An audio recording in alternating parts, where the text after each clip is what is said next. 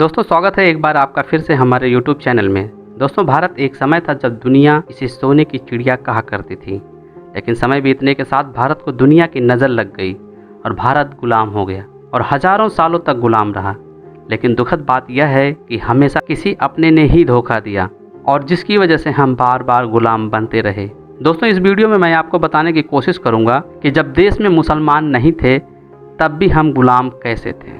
दोस्तों वीडियो में आगे बढ़ने से पहले वीडियो को लाइक कर दें और अगर आपने अभी तक चैनल को सब्सक्राइब नहीं किया है तो लाल वाले बटन को दबाकर चैनल को सब्सक्राइब कर दें और घंटी वाले बटन को दबाकर सबसे ऊपर आल वाले बटन को नीला कर दें। दोस्तों इस वीडियो में मैं आपको बताने की कोशिश करूंगा जब इस देश में मुसलमान नहीं थे तब भी हम गुलाम थे कैसे। तो आखिर वो लोग कौन थे जो भारत को सदियों से गुलाम बने रहने में सहयोग करते रहे।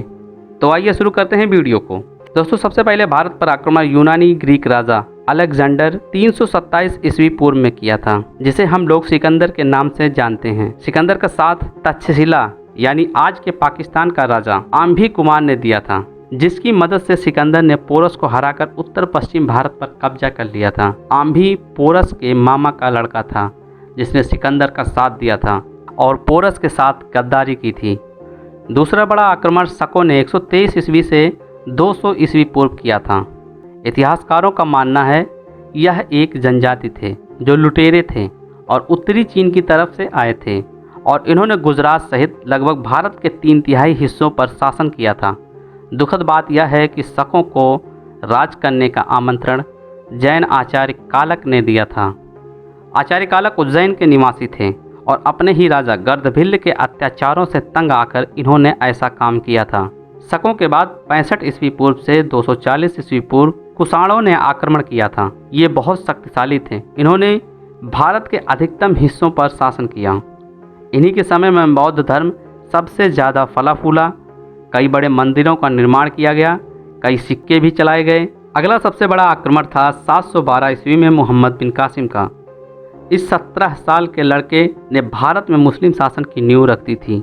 मोहम्मद बिन कासिम ने सिंध के राजा दाहिर का कत्ल कर पूरे पश्चिम भारत पर कब्जा कर लिया। कुछ इतिहासकार आरोप लगाते हैं जब कासिम पश्चिम के रेगिस्तान में अपने 10,000 सैनिकों के साथ भटक गया था तब कुछ बौद्ध भिक्षुओं ने उन्हें रास्ता बताया था और आक्रमण में सहयोग किया था। अगला और भारत पर सबसे बड़ा आक्रमण महमूद गजनवी ने किया था। गजनवी एक तुर्क था जो कि बगदाद से आया था। इसने 1001 ईस्वी से 1026 ईस्वी के बीच 17 बार भारत पर आक्रमण किया था। इसके आक्रमण के समय भारतीय राजाओं ने एक दूसरे से ईर्ष्या के कारण ना ही मदद मांगी और ना ही किसी ने मदद की। नतीजा यह हुआ कि देश की तमाम बड़ी रियासतें और मजबूत रियासतें हार गईं और गुलाम बन गईं। इसी तरह मथुरा और कन्नौज गुलाम बन गए। मथुरा के राजा कुलचंद और कन्नौज के राजा राज्यपाल दोनों ने एक दूसरे की मदद नहीं की और एक दूसरे के गुलामी का जश्न मनाते मनाते दोनों गुलाम हो गए। इस तरह महमूद गजनवी ने लगभग सभी ताकतवर रियासतों को रौंद दिया और सोमनाथ मंदिर को भी तोड़ दिया और देश भर में जमकर लूटपाट की। इसी तरह महमूद गजनवी के बाद जब मोहम्मद गौरी ने 1192 में पृथ्वीराज चौहान को हराकर कत्ल कर दिया तब राजपूत राजा जयचंद आपसी मनमुटाव की वजह से तमाशा देखते रहे। बाद में 1194 ईस्वी में गौरी ने राजा जयचंद को भी हराकर उसकी हत्या कर दी। अब तक भारत में मुस्लिम शासन ने अपने जड़ें मजबूत कर ली थीं। इसके बाद गुलाम वंश के कुतुबुद्दीन ऐबक, फिर खिलजी वंश के अलाउद्दीन खिलजी और फिर तुगलक वंश, लोधी वंश और आखिर में मुगलों ने शासन किया। दोस्तों इन वंशों के शासन के बारे में मैं इसलिए डिटेल में नहीं बता रहा क्योंकि इनके आपसी लड़ाई के बाद ही एक वंश का खात्मा होता तो दूसरे की स्थापना। अब तक मुस्लिम शासन की जड़ें बहुत गहरी हो चुकी थीं। मुगल शासन की जड़ें उखाड़ने का काम कोई देसी रियासत नहीं कर सकती थी। मुगल शासन की जड़ें उखाड़ने का काम ईस्ट इंडिया कंपनी यानी अंग्रेज़ों ने किया।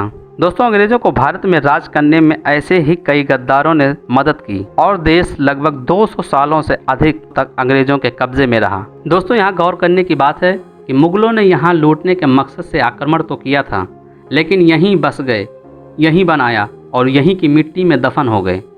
लेकिन अंग्रेज़ों ने यहाँ का धन लूट कर इंग्लैंड भेज दिया और जाते जाते देश के 3 टुकड़े भी कर गए, भारत, पाकिस्तान और बांग्लादेश। अब आप ही खुद सोचिए कौन अच्छा था कौन बुरा।